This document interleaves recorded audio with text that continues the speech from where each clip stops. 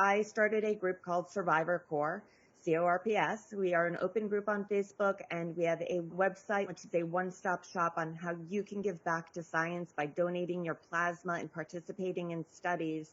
And we did our own research. And when the CDC put out their report of 12 symptoms, we put out one that listed 98 symptoms. And Wow. we just closed the biggest study that's been done to date on non-hospitalized COVID patients, because what we are not considering is the fact that most people are not hospitalized with COVID. People like me recovered at home with Tylenol and Gatorade. So those of us who had the Tom Hanks and Rita Wilson variety of COVID, many, according to the CDC, 1 in 3 are not recovering in time. And of those, 1 in 5 are young, healthy people with no pre-existing conditions. So I actually started Survivor Corps before we even knew that such a thing as long haulers existed. I started Survivor Corps while I was in isolation with COVID in March as a way of mobilizing an army of survivor volunteers to donate their plasma and support science, knowing that inside the arm of every COVID-19 survivor are the antibodies that will lead us to a cure. So many of the mysteries to this virus lie in our bodies, but we need to work with the scientific and medical communities to create that kind of patient-led research that will answer so many of these questions, because all of the scientific data that is coming out right now on long-term symptoms of COVID are based on the experiences of hospitalized patients. And most people were not hospitalized. That's right. Well, that's a great segue for our next guest, Dr. William Lee. He's an internal medicine physician and scientist who's been working on this very issue. Welcome, Dr. Lee, to the show. Thank you, Dr. Ian. It's a pleasure to be on.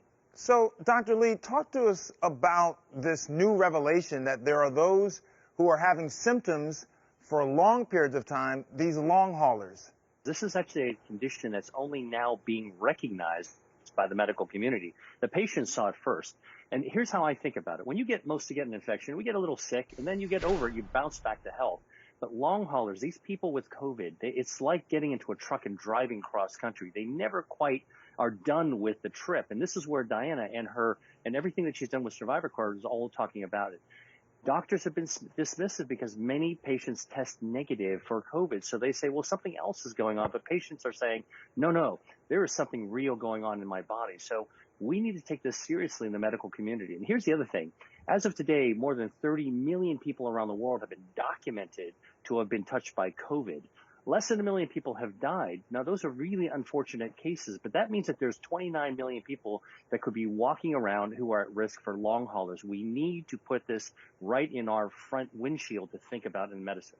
When you look at demographics, what types of patients are you seeing have the higher propensity, the increased risk of becoming a long hauler? Yeah, the honest answer is that we don't know yet, because this is still a brand new disease to us and a brand new syndrome that's attached to the disease. So we need to look at our immune system and how it combats this virus.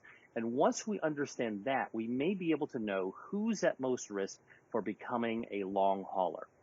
So people at home understand better, what types of symptoms have you been seeing in long haulers, and how long do these symptoms typically last? They range from brain fog, memory problems, extreme muscle weakness, heart racing, hair falling out, odd rashes.